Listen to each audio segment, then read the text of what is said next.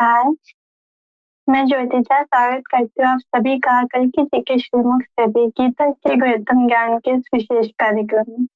अभी हमने एक बहुत ही प्यारा भजन सुना। दरबार में गौहर शाही के दुख दर्द मिटाए जाते हैं, दुनिया के ठुकराए लोग यहाँ सीने से लगाए जाते हैं। बहुत बहुत खूबसूरत गाया है। सरकार की उन पर और कृपा और वो इसी तरह ये प्यारे भजन हमें सुनाते रहे।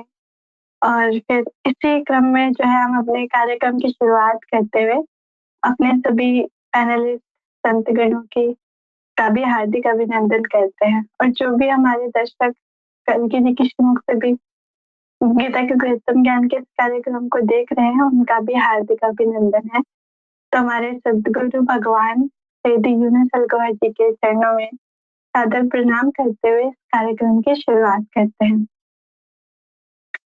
तो मेरा सबसे पहला प्रश्न है स्वामी सच्चिदानंद जी महाराज से। प्रश्न यह है कि भगवान श्री कृष्ण ने भगवत गीता के अध्याय 16 में दैवी और असुरी संपत्तियों के माध्यम से मनुष्य के चरित्र और जीवन मार्ग का किस प्रकार विवेचन किया है? कृपया इस पर प्रकाश डालें। सदगुरु भगवान के चरणों में कोटि से प्रणाम। आप सभी का हार्दिक स्वागत एवं अभिनंदन है। दो भूत सर्गो लोकेस्मिन् देव आसुर एव च। भगवान कृष्ण ने बताया कि इस संसार में दो ही वृत्तियां हैं। अगर दैवी वृत्ति संचालित है तो देवता इंसान कहलाता है, और आसुरी वृत्ति अगर संचालित है तो असुर कहलाता है। ध्यान की स्थिति अगर बन जाए, दैवी संपत्तियों का ब्यौरा देते हुए भगवान कृष्ण ने कहा कि ध्यान में स्थिति हो, अर्थात ध्यान पुष्ट हो गया हो, तसब्बुर दृढ़ हो गया हो, जिसको एक तरह से हम कह सकते हैं कि हृदय पे उस रब की तस्वीर नक्श हो गई हो, छप गई हो, इस स्थिति में ध्यान लग रहा हो, समर्पण की भावना आ गई हो, अहंकार का त्याग कर लिया हो, अंतःकरण की शुद्धि, मन सहित इंद्रियों को तपाना, चित्त की शांति, अक्रोध की स्थिति, नियत कर्म में प्रयत्न आदि, इस तरह के 26 गुणों को बताया और कहा कि अगर ये गुण किसी इंसान में आ जाते हैं तो वो विमोक्षा या मोक्ष को प्राप्त कर लेता है। पुनः उन्होंने आसुरी वृत्तियों के विषय में बताते हुए कहा कि दंभ, अभिमान, अज्ञान और कठोरता के साथ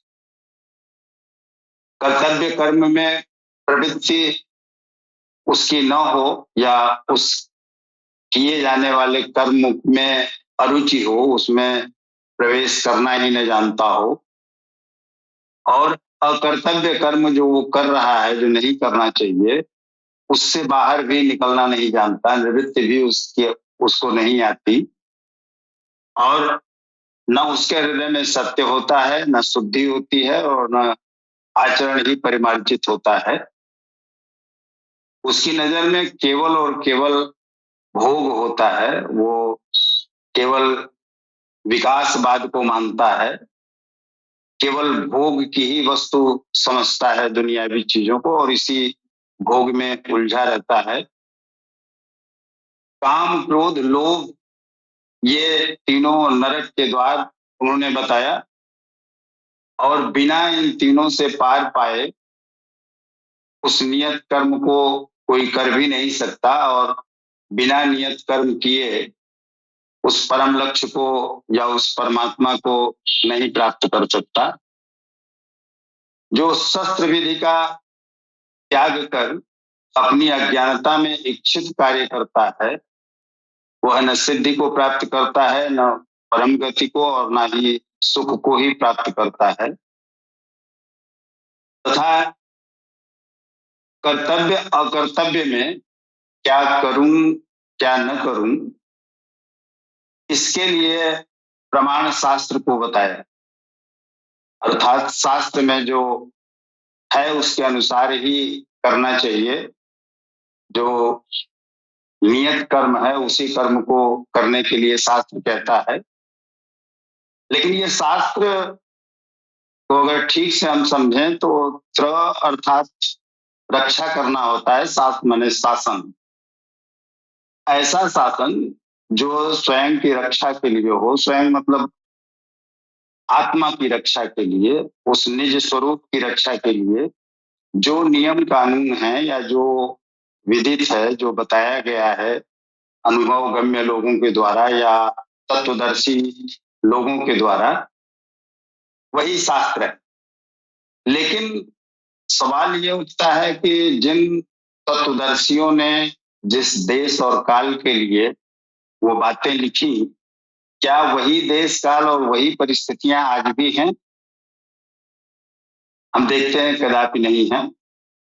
हम अपने बचपन में ही झांकते हैं तो उस समय जो लोगों में कर्तव्य निष्ठा, ईमानदारी वगैरह थी, वो आज की पीढ़ी में नहीं। आज आपाधापी में लोग लगे हुए हैं, इच्छाओं की पूर्ति में लोग लगे हुए हैं, धनोपार्जन में लोग लगे हुए हैं कि हम कितना धन प्राप्त कर लें, कितना यश प्राप्त कर लें। इन सारी वृत्तियों में वो लगे हैं। तो जो उस समय शास्त्रों में लोगों ने अपने अनुभव के आधार पर लिखा, ना वैसे हमारे मन स्थिति है, न विचार है। तो आज की परिस्थिति में वो शास्त्र ठीक से काम करेंगे? जीवित शास्त्र भी एक होता है।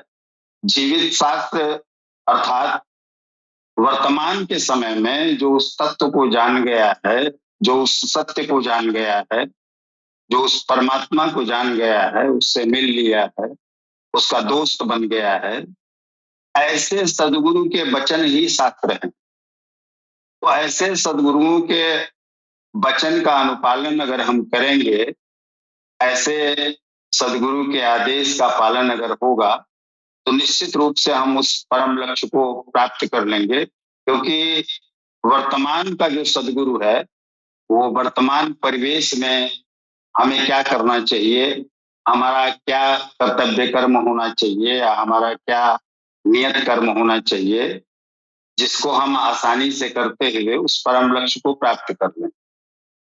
जाहिर सी बात है कि अगर हम पूर्व में जो वर्णित है शास्त्रों में, उस अनुसार चलेंगे, अपनी कामनाओं का दमन करना, अपने मन का समन करना, चित्त वृत्ति को शांत करना, ये सारी प्रक्रियाओं में वर्षों वर्ष लग जाते हैं।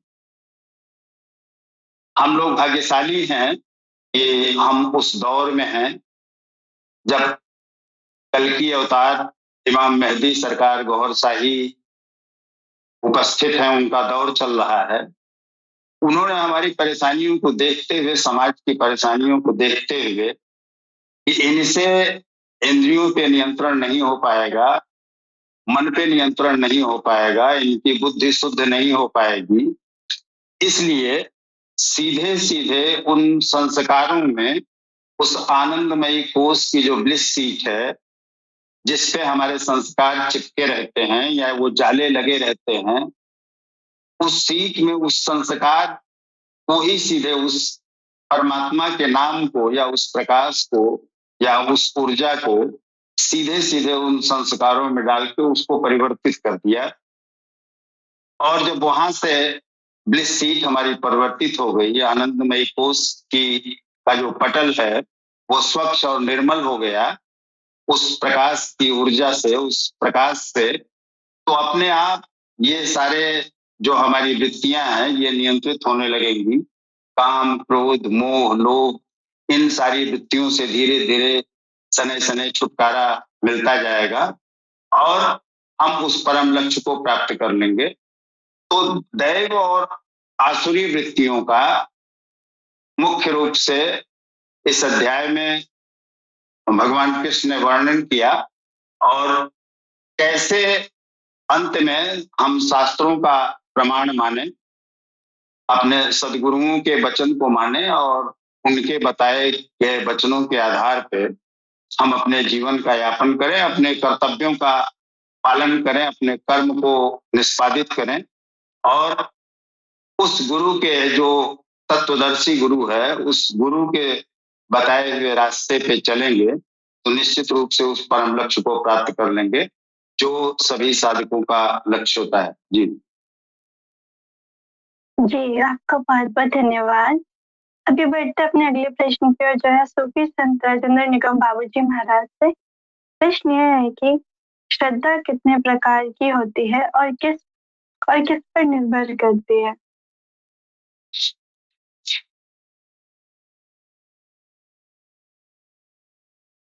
बहुत धन्यवाद। अभी बढ़ते अपने अगले प्रश्न की ओर जो है प्रश्न यह है और किस पर निर्भर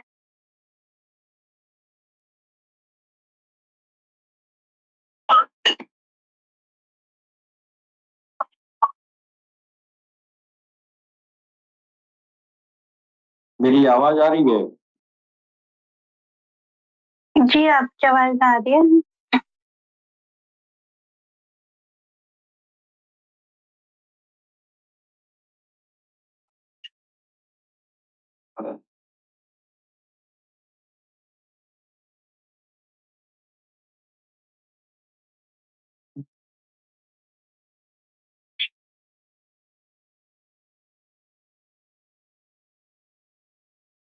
बहन ने जो सवाल किया है,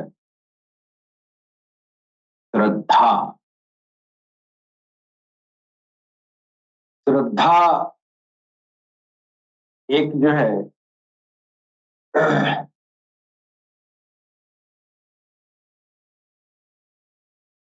संस्कृत शब्द है।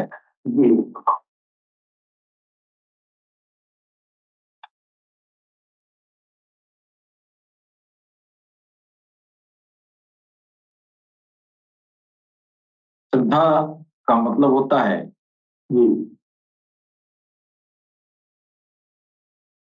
विश्वास या आस्था।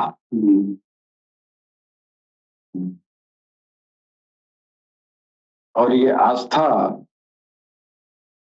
का संबंध जो है निष्ठा से।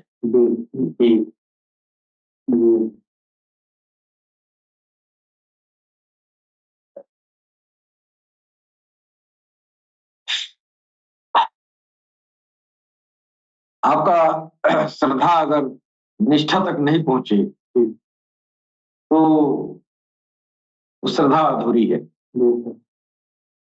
श्रद्धा जब निष्ठा तक पहुंचती है तब जो है भक्ति का रंग चढ़ और निष्ठा का संबंध हृदय से। श्रद्धा शब्द का जो है जो शाब्दिक अर्थ है विश्वास या आस्था। आम भाषा में श्रद्धा का मतलब है किसी व्यक्ति या वस्तु या धर्म, गुरु या भगवान या किसी के विचार के प्रति सम्मान एवं विश्वास रखना। तो सम्मान और विश्वास का संबंध जहां तक है वो किसी व्यक्ति या वस्तु और विचार किसी व्यक्ति के विचार तक सीमित है। लेकिन अगर ये जो है श्रद्धा भगवान तक अगर पहुंचता है तो वो जो है वो निष्ठा में बदल जाता है। और जब तक आपकी श्रद्धा निष्ठा की अवस्था तक नहीं पहुंचती है तब तक आपकी श्रद्धा फल देने वाली नहीं हो।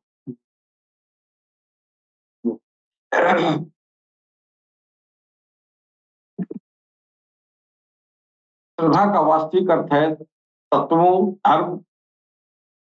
धर्म गुरु और शास्त्रों में सच्चा विश्वास और सम्यक दृष्टि रखना। शास्त्रों में, धर्म में, भगवान में, तत्वों में सच्चा विश्वास रखना। जी। और सच्चा विश्वास की तस्दीक कौन करेगा? अगर आप सच्चे हैं, आपकी सच्ची श्रद्धा है, तो इस श्रद्धा का मुहर कहाँ से लगेगा? ये तो आपके अंदर की बात है ना।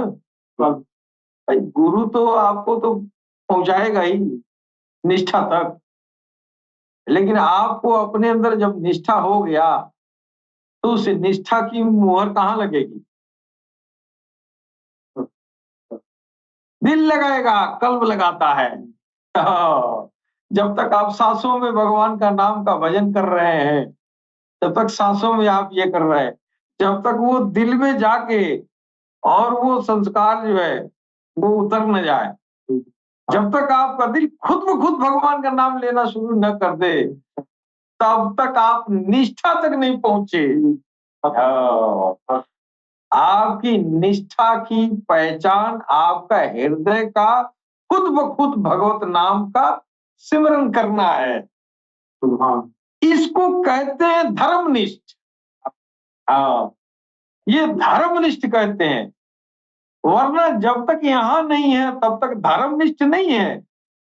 आप के अंदर जो है शैतानी प्रवृत्तियां, आपके अंदर आसुरी प्रवृत्तियां हैं। आप मंदिर में तो हाथ जोड़ के और प्रार्थना में लगे रहते हैं, अंदर की आसुरी शक्ति कहती है यार पत्थर है, पत्थर है, पत्थर है। समझे कि नहीं? हाँ, इसलिए जो अंदर पत्थर कह रही है ना, वो आसुरी शक्ति है, वो शैतान है। इंसान को भड़काने के लिए रखा गया है। तो तुम उससे जद्दोजहद कर रहे हो और तू भगवान के सामने खड़ा हो, तेरे अंदर निष्ठा कैसे आएगी? श्रद्धा तो है, निष्ठा नहीं है। मुसलमान भाई को कहा गया इकरारुन बिल लिसान तस्दीकुन बिल कल्ब, जुबान इकरार करे, दिल उसकी मुहर लगाए, है तस्दीक करे। तो जुबान से कहता है कह दो अल्लाह एक है। हर नमाजी नमाज पढ़ने जाते हैं, कुल हुवल्लाहु अहद अल्लाहु समद, है लम यलिद व लम यूलद व लम यकुल लहू कुफुवन। कह दो अल्लाह एक है, अल्लाह के बारे में कह रहा है। कह दो अल्लाह की किसे कहता? अकेले कहता है। नमाजी खड़ा होके ना बगल वाले से कहता है, न इमाम से कहता है, न पीछे वाले से कहता है, धीरे से सर झुका कहता है कह दो अल्लाह एक है, कह दो अल्लाह एक है। जी किसे कहता है? अपने दिल से कहता है। अब उसका दिल तो बोलता नहीं है, अब वो सिर्फ वो जो है बहानेबाजी कर रहा है। अब वो उसको तो पता नहीं है, और दिल से कह रहा है कह दो अल्लाह एक है, और दिल कह रहा है बीवी बीमार है, बच्चे बीमार है, यहाँ जाना है, वहां जाना है, दिल देर हो रहा है। तो श्रद्धा में तो नमाज पढ़ने गया, श्रद्धा का जो है निष्ठा दिल में तब उतरेगा जब दिल उसका अल्लाह अल्लाह कहे। जब दिल अल्लाह अल्लाह कर रहा होगा तब वो कहेगा कि कह दो अल्लाह क्या, दिल कहेगा नहीं अल्लाह। अब जुबान इकरार किया, दिल तस्दीक किया ना, उस जगह को हम जो है क्या कहेंगे, मोमिन हो गया। एक मुसलमान को मुसलमान होकर मरने के लिए उम्मत मुस्लिमा, उम्मत मोहम्मदिया में पैदा नहीं किया गया। मुसलमान बन के, मुसलमान पैदा होके, मुसलमान में पैदा होके तुमको मोमिन बन के मरना है, फिर वो बख्शिश होगी। यानी तुमको धर्मनिष्ठ बनना है। यही मोमिन का मतलब होता है, धर्मनिष्ठ। अगर हमारे हिंदू भाई हिंदू धर्म में पैदा हो गए और वो धर्मनिष्ठ नहीं हुए, ये भगवत नाम का संस्कार उनके दिल में नहीं उतरा, दिल उनका इस बात का तस्दीक नहीं कर रहा है कि राम राम सत्य है, राम राम सत्य है, राम राम सत्य है, ये दिल जो है राम राम से जारी नहीं है, फिर मुंह से कह रहा है राम राम सत्य है। कहाँ राम राम सत्य है? दिल अगर उसकी गवाही देगा हाँ राम राम सत्य है कि नहीं? तो जब दिल में, एक हिंदू के दिल में भगवत नाम का संस्कार उतर जाए, दिल खुद ब खुद राम राम करना शुरू कर दे, अब वो धर्मनिष्ठ हो। अब तक वो धार्मिक था, अब तक वो आस्थावान था। आस्था जो है वो निष्ठा में तब तब्दील होगी जब दिल में भगवत नाम करेगा।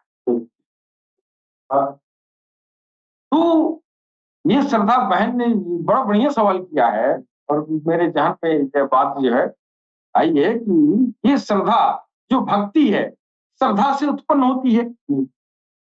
जो श्रद्धा आपके अंदर आई ना, आपके अंदर वो जो है भक्ति शुरू हो जाएगी। लेकिन ये भक्ति मुकम्मल पूरा तब हुई जब इस भक्ति की सनत दिल में आ गई। और ये दिल भगवान का नाम बिना उसके मर्जी का ले ही नहीं सकता। जब भगवान के हुक्म हुआ, उसकी मंजूरी हुई, फिर आपका दिल आपके भगवान के नाम से जारी हुआ।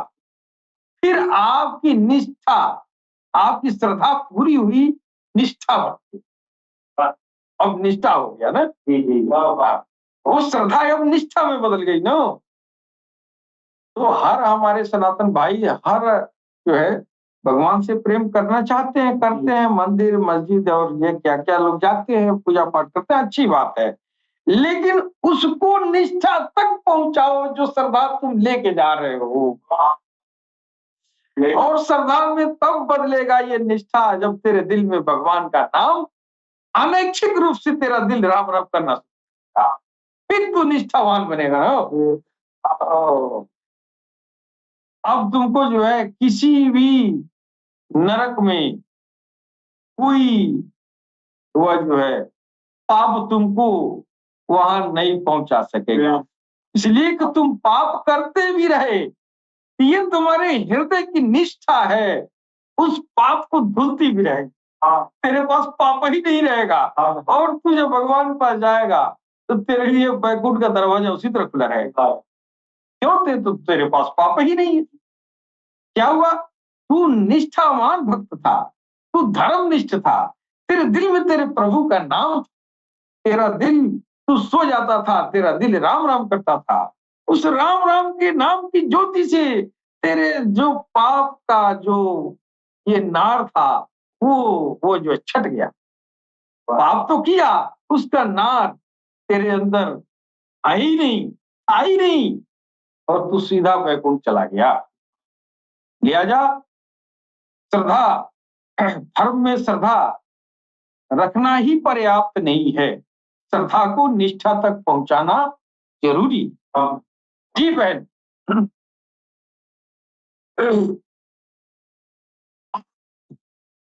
जी, बहुत ही खूबसूरत तरीके से आपने इस प्रश्न का उत्तर दिया है। अभी बढ़ते हैं अपने अगले प्रश्न की ओर, जो है स्वामी विश्वानंद जी महाराज से। प्रश्न यह है कि मनुष्य को काम, क्रोध और लोभ जैसे नरक के 3 द्वारों से मुक्त होकर कौन सा आचरण अपनाना चाहिए ताकि वह परम गति प्राप्त कर सके? जी बहन जी, इस प्रश्न का उत्तर भगवान श्री कृष्ण श्रीमद् भगवत गीता के अध्याय 16 देवासुर संपद विभाग योग के श्लोक नंबर 22 में समझा रहे हैं कि एतेर्विमुक्त कौन्तेय तमोद्वारे त्रिने नबीनिरः आचरत्यात्मनः श्रेयस्ततो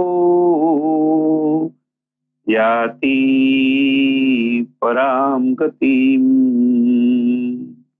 इस श्लोक में भगवान श्री कृष्ण समग्र मानव जात को समझा रहे हैं कि कभी भी तृप्त न होने वाला ये काम जो है वे मनुष्य का सबसे बड़ा शत्रु है। इस काम का उत्पन्न करने वाला असुर, दानव, नफ्स तो मनुष्य के शरीर में नाभि स्थान में छुपकर बैठा है। वे मनुष्य के मन में सदा नकारात्मक भावों को उत्पन्न करता रहता है। 5 प्रकार के विकार, 5 प्रकार के विषयों का उपभोग कराने हेतु वे असुर, नफ्स सदा के लिए जीवात्मा के ऊपर नकारात्मक भावों का वो प्रभाव डालते ही रहता है। वैसे नकारात्मक भावों में काम, लस्ट, सेक्स का भोग करते रहने से सामान्य मनुष्य उनका आदती बन के उनकी जीवात्मा सदा के लिए काम वासना को भोगने के लिए लालायित रहती है। और इसके लिए नफ्स नाभि आत्मा की ओर से, और ऐसे काम विकार के भावों को गुलाम बन के बंधन में फंसा, वो ऐसा मनुष्य, सामान्य मनुष्य फंस जाता है। ये काम भोगने में कभी श्रेष्ठ संतुष्टि तृप्ति न मिलने से सामान्य कामी मनुष्य के मन में क्रोध उत्पन्न होता है, और ये क्रोध से मनुष्य के दिमाग में, बुद्धि में जाम लग जाता है। ऐसे बुद्धि में जाम लग जाने से मनुष्य की याददाश्त यानी कि स्मृति में विक्षेप होते रहते हैं, और ऐसे विक्षेप, बुद्धि में विक्षेप होने से मनुष्य की बुद्धि का नाश हो जाता है, और बुद्धि नाश हो जाने से मनुष्य का भी यानी कि नाश हो जाता है, उनकी मृत्यु हो जाती है। जब ऐसे कामी विकारी मनुष्य की मौत होती है, तब उनकी जीवात्मा को नरक में यानी कि जहन्नम में ही स्थान मिलता है। वहां उनको आग में डाल के कड़ी से कड़ी सजा भुगतनी पड़ती है। इसीलिए तो भगवान श्री कृष्ण ने सारी मानव जात को यहाँ समझाया है कि ये काम, क्रोध और लोभ जो व्यक्ति उनके जीवन में ज्यादा से ज्यादा धारण करके अमल करेगा, तो उनके लिए नरक, जहन्नम में जाने का द्वार खुल जाएगा। ये तीनों कार्य यानी कि काम, क्रोध और लोभ से मुक्त होने के लिए जो आचरण करना है, वो आचरण सीखने के मनुष्य के जीवन में अमल करेगा, सीख के मनुष्य के जीवन में अमल करेगा, तो उनकी आत्मा आध्यात्मिक प्रवास करके परम गति यानी कि परमात्मा अल्लाह गॉड की प्राप्ति कर पाती है। ऐसा 5,500 साल पहले तब कृष्ण अवतार ने कहा था, और अब कलयुग में तो ये संपूर्ण ब्रह्मांड का मालिक जब इस दुनिया में आ चुके हैं, वो रारियाज घोष साई जी महाराज सारी मानव जात को दिल में परमात्मा यानी कि रब का नाम को बसाकर ये दिल वाली तालीम सिखा रहे हैं। उससे साधक भगत सब धर्मों वाले अपनी अपनी श्रद्धा के अनुसार रब के नाम को दिल में बसाकर, फिर मन दिल में लगा के, दिल में बसाया हुआ वो रब का नाम का सिमरन जिक्र अगर सच्ची श्रद्धा, सच्ची निष्ठा और विश्वास के साथ करेंगे, तो दिल में दिव्य प्रकाश उत्पन्न होगा। वो दिव्य प्रकाश से हृदय में बसा जो आत्मा, रूह और सोल जो है, वो भी दिव्य प्रकाश से प्रकाशित, नूरी और ताकत वाला बन के फिर रूहानी यात्रा करके परम धाम अर्शे इलाही तक पहुंचकर परमात्मा की, अल्लाह की गोद की प्राप्ति कर लेता है, जिसको परम गति यानी कि मोक्ष की प्राप्ति भी कहा गया है। इस रीति से अगर अमल यानी कि सिमरन जिक्र का आचरण कोई भी मनुष्य साधक भगत बन के करेगा, तो वो परम गति यानी कि परमात्मा अल्लाह गोड की प्राप्ति जरूर कर लेंगे। जी बहन जी स्वामी जी, आपका बहुत बहुत धन्यवाद। अभी बढ़ते हैं अपने अगले प्रश्न की ओर, जो है स्वामी सच्चिदानंद जी महाराज से। प्रश्न यह है कि क्या हमारे अंदर की शक्तियां असुरी संपदा से भी शक्तिशाली की जा सकती हैं? भगवान श्री कृष्ण ने ऐसा करने वालों के बारे में क्या कहा है?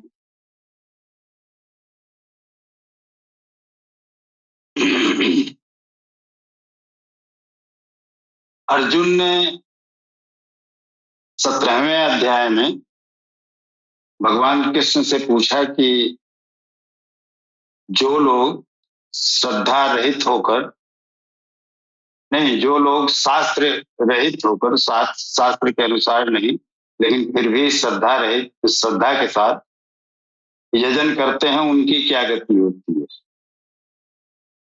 तो उसी श्रद्धा का विस्तार यहाँ दे रहे हैं इस अध्याय में, उसी श्रद्धा को बता रहे हैं। अभी सूफी साहब ने कहा श्रद्धा को निष्ठा में बदलना होगा। श्रद्धा मतलब ट्रस्ट, विश्वास, भरोसा, यकीन, और ये मूलतः 3 प्रकार की होती है। एक तो विशेषता के कारण हम विश्वास कर लेते हैं, जैसे किसी के पास डॉक्टर की डिग्री है, अगर वो कहता है कि तुम्हारे अंदर ये रोग हो गया है, तो हम विश्वास करते हैं, यकीन करते हैं, भरोसा करते हैं। दूसरा होता है असत्यापित लेकिन सत्यापित होने की स्थिति है।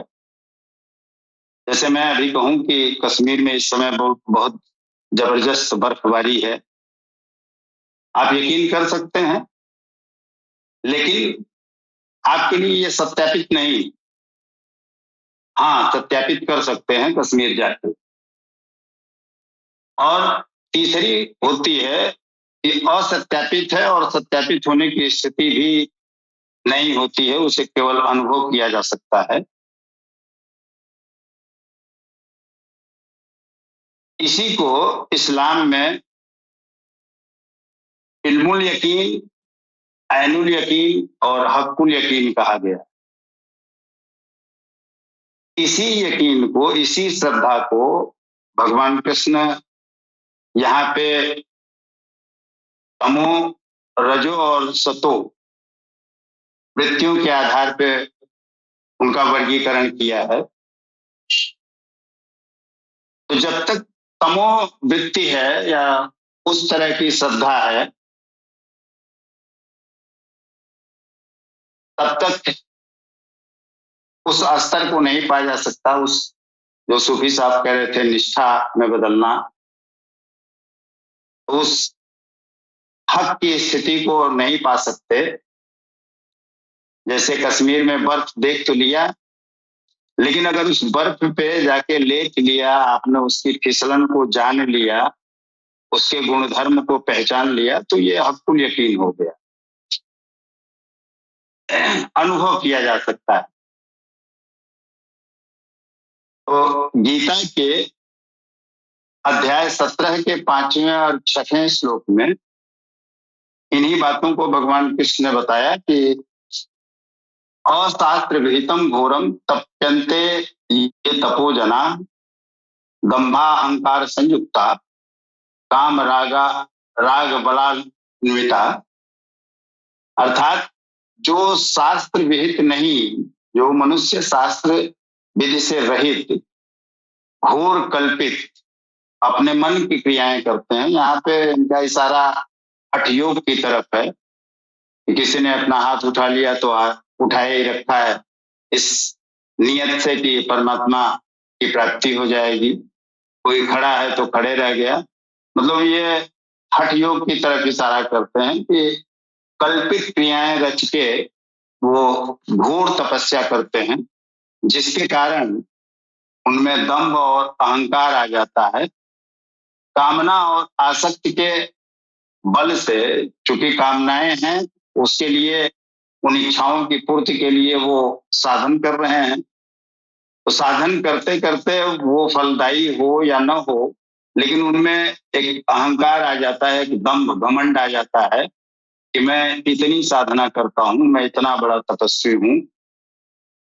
जबकि अभी पहले भगवान कृष्ण ने बता दिया है कि जो शास्त्र विधि से या शास्त्र विरुद्ध काम करते हैं या कर्म करते हैं, वो न परम गति को प्राप्त करते हैं, न सिद्धि प्राप्त करते हैं, और न ही सुख ही प्राप्त कर पाते हैं, क्योंकि वो तो कठोर तप कर रहे हैं, तो शारीरिक सुख तो मिलना नहीं है। दिशा नहीं सही है, शास्त्र विहित नहीं है, इसलिए परम गति नहीं मिलेगी और ना ही सिद्धि मिलेगी। तो इस तरह से बिना सदगुरु के वचनों का पालन किए हुए कर्म नहीं करना चाहिए।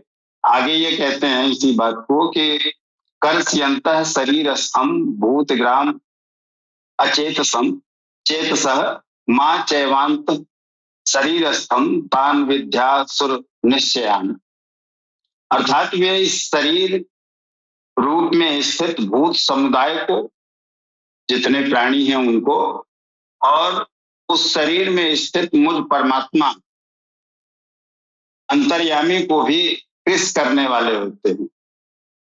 अब यहाँ सवाल ये उठता है कि क्या शरीर तो कृष हो सकता है, परमात्मा भी कृष हो जाएगा, दुबला पतला हो जाएगा?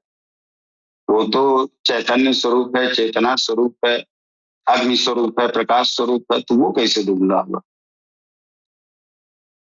यहाँ इनका इशारा यह है कि जो सतचित आनंद का स्वरूप है उसकी अनुभूति को कमजोर कर देते हैं।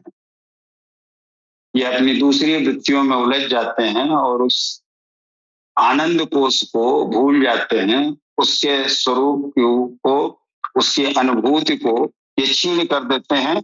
ये यहाँ मुझ परमात्मा को कृष करने का इनका आशय है भगवान कृष्ण का।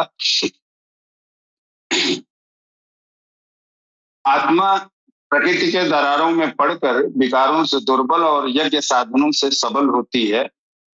अगर हम नियत कर्म कर रहे हैं तो काम, क्रोध, मोह ये सारी वृत्तियां धीरे धीरे छटती जाएंगी।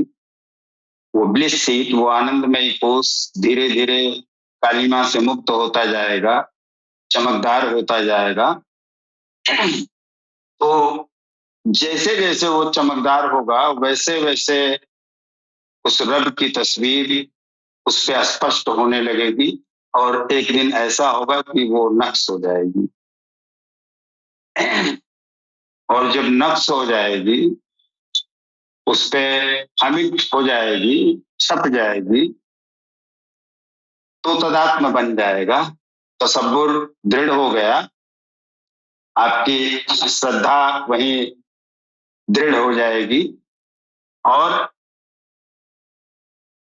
जो इसके विपरीत जा रहा है, जो शास्त्र विधि से या गुरु के आदेश का पालन नहीं कर रहा है, ऐसे दंभ में है, जो शास्त्र विधि नहीं है उन कर्मों को कर रहा है, अपने मनमाने ढंग से जो कर्म निश्चित कर लिया उसी कर्म को कर रहा है, ये मान के कि हमारी आत्मा ही गुरु है और आत्मा जो कह रही है मैं उसी को करूंगा। तो ये सारे के सारे जो कृत्य हैं वो तामसी श्रद्धा के हैं या तामसी वृत्ति के हैं। और जैसे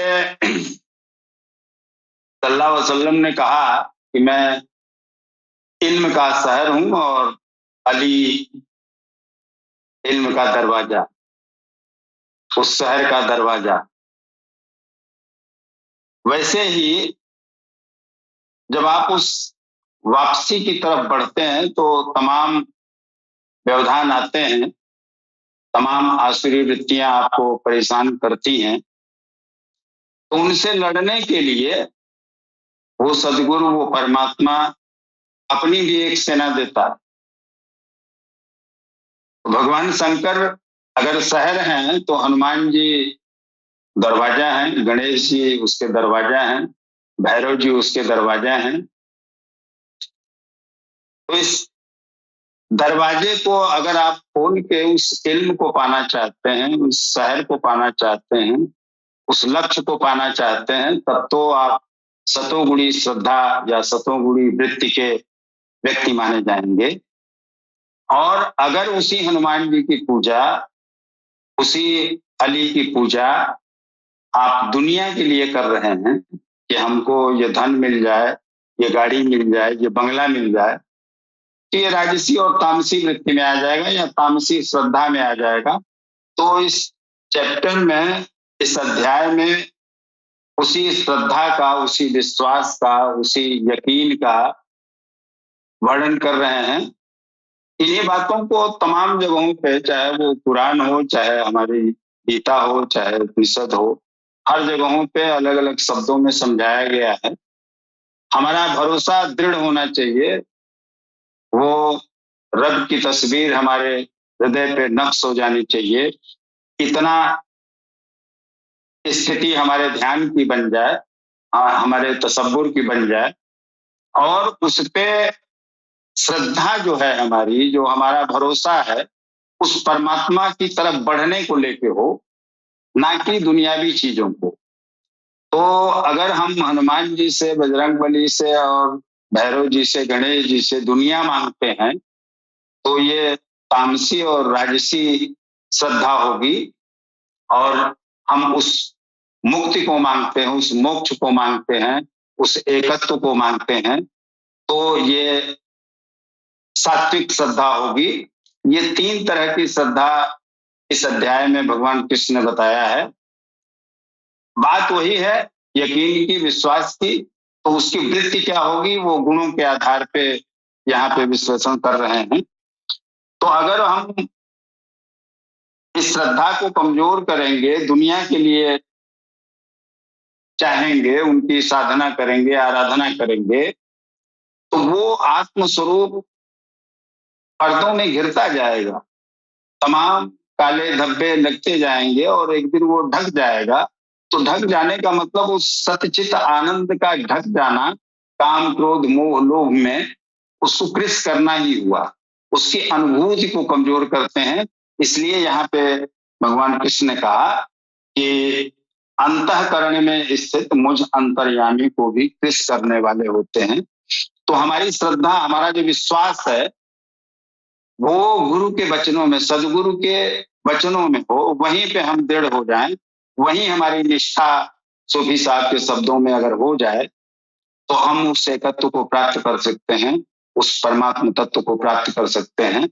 तो इस विश्वास को, इस यकीन को इन्होंने गुणों के आधार पर बांटा है। जी जी, आपका बहुत बहुत धन्यवाद। अभी बढ़ते हैं अपने लास्ट प्रश्न की ओर, जो है सूफी संत राजेंद्र निगम बाबा जी महाराज से। इसका उत्तर समय की कमी की वजह से आप संक्षिप्त में दीजिए। प्रश्न यह है कि मनुष्य अपनी प्रकृति के अनुसार कौन सा भोजन उचित है, यह कैसे जान सकता है? श्री कृष्ण ने इसके लिए क्या मापदंड बताए?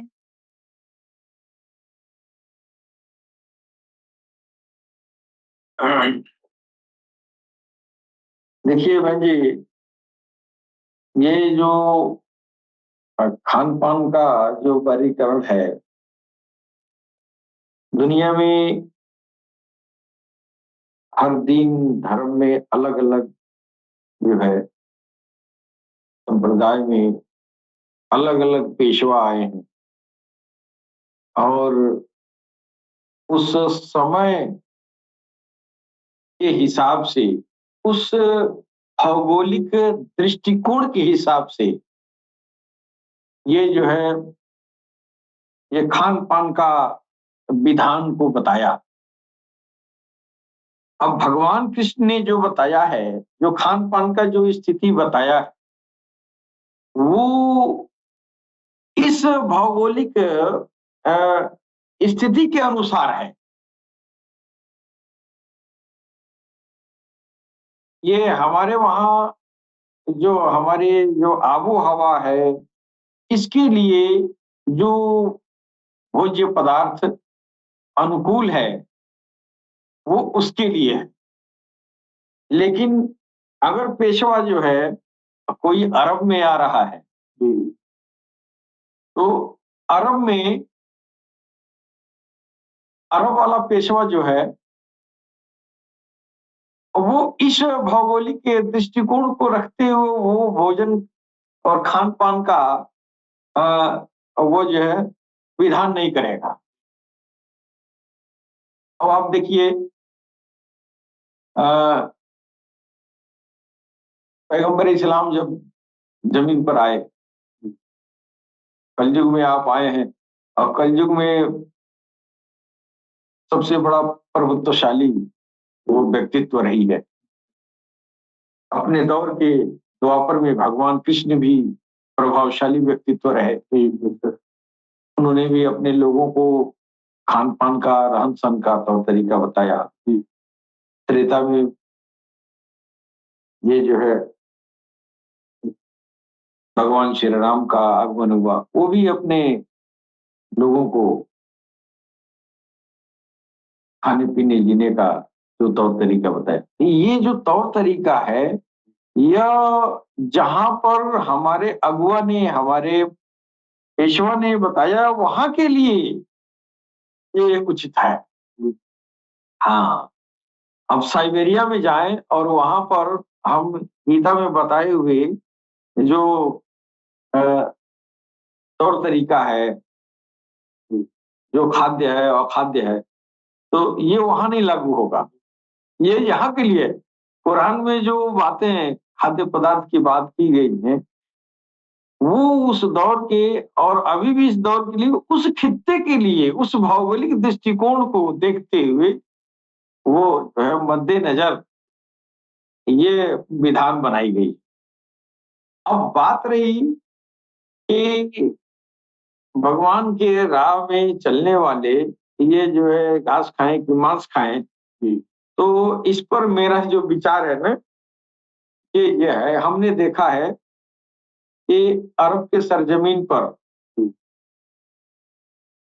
बहुत सारी हस्तियां आई, वो बहुत सारे जो है भगवान के कुर्ब में लोग गए, रहे। गौस और ख्वाजा जैसी हस्तियां भी रही, सारी दुनिया जानती है, सर्वविदित भी है। वो ईश्वर के कितना करीब थे, ईश्वर तो समाया हुआ था। तो वो लोग तो सब जो है, ख्वाजा मोइनुद्दीन चिश्ती रहमतुल्लाह अलैह जब वो अपने देश से चले, तो रास्ते में जब उनका कारवां रुकता था, तो वो जो है तीर धनुष से पक्षियों का शिकार करते थे और उसको जिबा करके और तमानुल करते थे। लेकिन ख्वाजा गरीब नवाज की ये हाल थी, जिसके जुबान से अल्लाह बोलता है। अब आप खान पान से भगवान की रसाई से कोई तुलना नहीं किया है इसको। हमारे वहां ऐसे ऐसे ऋषि महर्षि हुए हैं जो मांस कौन पूछता है, घास भी नहीं छुए हैं, घास भी नहीं छुए हैं, और उनकी रसाई क्या कहा जाए। उनकी रसाई ऐसी रही कि उनके रक्त प्रवाह के साथ इष्ट दौड़ता था। उनकी जुबान से भगवान बोलता था। ये वेद, जो वैदिक ऋषि हैं, वो वेद क्या है, भगवान की वाणी है, वैदिक ऋषियों के मुख से निकला। तो मेरे ख्याल से ये जो खान पान है और आपका जो भगवान तक पहुंचने का जो रसाई का जो तौर तरीका है, ये सार्वभौमिक रूप से लागू नहीं होगा। इसलिए परमात्मा ने हर जगह अपने आत्माओं को पैदा किया। आप जाके देखें, बहुत ठंडे देशों में भी लोग हैं, वहां घासे नहीं उगता है तो क्या खाएगा, कैसे सरवाइव करेगा क्या। और वहां पे जो जहाँ घास नहीं उगती है, वहां के इंसान क्या भगवान से नहीं मिल सकता, भगवान को नहीं पा सकता। अगर वहां के लोग भगवान को पा सकते हैं मांस खाकर भी, तो इससे पता चलता है कि भगवान को पाने के लिए घास और मांस कोई रोड़ा नहीं है। हाँ, अरब में जाइए तो अरब में तो जितने जितने औलियाए कराम गुजरे हैं, वो सब के सब तो मांसाहारी थे। तो ये भगवान तक पहुंचने में ये कोई मायने नहीं रखता है, ये भौगोलिक दृष्टिकोण के हिसाब से पेशवाओं ने रखा है। और भगवान कृष्ण ने यहाँ पर जो है ये सात्विकी, राजसी और तामसी 3 प्रकार के भोज्य पदार्थों को बताया है। वो यहाँ के भौगोलिक दृष्टिकोण को रखते हुए बताया। हाँ, वह जो है सारी मानवता के लिए नहीं। अगर हम ये लागू करें, कोई मांस खा रहा है बगल में, और हम ये लागू करें कि नहीं हमारे कृष्ण ने तो ये जो है राजसी, तामसी, सात्विक भोजन बताए, तुम ये जो है तामसी भोजन करता है, तू राक्षस है, अब लई झगड़ा के जाओ। तो तुमको ये नहीं मालूम है कि तुमको जो है ये तुम्हारे लिए है, तुम्हारे पेशवा ने तुमको कहा है, तुम्हारे भौगोलिक दृष्टिकोण के लिए। तो उसका पेशवा ने अपने वहां खाया है, यहाँ खाने के लायक तो नहीं है, लेकिन अब वो खा रहा है। अब वो खा रहा है तो उसको मना करोगे तो अब वो लफड़ा होगा। तो बेहतर है कि तेरा जो पेशवा बताया है तो उसके रास्ते पे चलो, मेरा जो पेशवा बताया उसके रास्ते पे चले। हाँ, जी और जाना सबको एक ही जगह है। तो खान पान जो है भगवान कृष्ण ने जो बताया है हमारे भौगोलिक दृष्टिकोण से सही बताया, और मोहम्मद रसूलुल्लाह ने अपने वहाँ जो खान पान का तौर तरीका बताया वो अपने भौगोलिक दृष्टिकोण से बताया। इसके बाद 1,24,000 नबी लोग आए, वो लोग भी अपने अपने भौगोलिक स्थिति के अनुसार खान पान का निर्देशन किया, लेकिन भगवान तक पहुंचने में ये खान पान ये मायने नहीं रखता है। योगी तो कुछ खाता ही नहीं है। मोहम्मद रसूलुल्लाह तो 3-3 4-4 पत्थर पेट में बांध के और ये दुनिया को ये दिखाते थे कि देखो मैं पेट भरा हूं, मैं भूखा भी नहीं हूं। नहीं, ये खान पान उस रास्ते में जो है कुछ भी खाए, घास खाए चाहे मांस खाए, भगवान के रास्ते में दोनों नुकसानदेह है, यानी दोनों अवरोध पैदा करता है। हाँ, जब नार बनेगा आप मांस खाएंगे तो उससे भी नार बनता है, और वो नार जो है मांस में फास्फोरस के रूप में होता है, वो नार दूध में भी होता है। आप दही भी खाते हैं वो फास्फोरस उसमें भी होता है, नार तो उसमें भी है। लिहाजा जितना मांस नुकसान करेगा उतना दही दूध भी नुकसान करेगा एक साधक के लिए। यह साधक के जी, लिए तो आपका बहुत दोनों बहुत अनुकूल। धन्यवाद। जी जी, आप सभी संतगणों का बहुत बहुत धन्यवाद। अ, एक बहुत ही प्यारे भजन के साथ हमारे कार्यक्रम का शुरुआत हुआ था, और हम आशा करते हैं कि वो इसी तरीके के और भजन प्यारे प्यारे सरकार की बारगाह में लिखते रहें, ऑलरेडी ऊपर चले और सरकार की नजरों में आए। और इसी के साथ जो हम अपने कार्यक्रम का भी जो है अ, आप सभी से विदा लेते हैं, और लेकिन आप सब बने रहे हमारे सतगुरु सैयद यूनुस अल गौहर जी को लाइव जरूर सुने, और अपने जो दिल को रोशन करे, अपने नाभि आत्मा को पवित्र करे। इसी के साथ मिलते हैं अगले शनिवार को। जय गौर, जय श्री कृष्ण।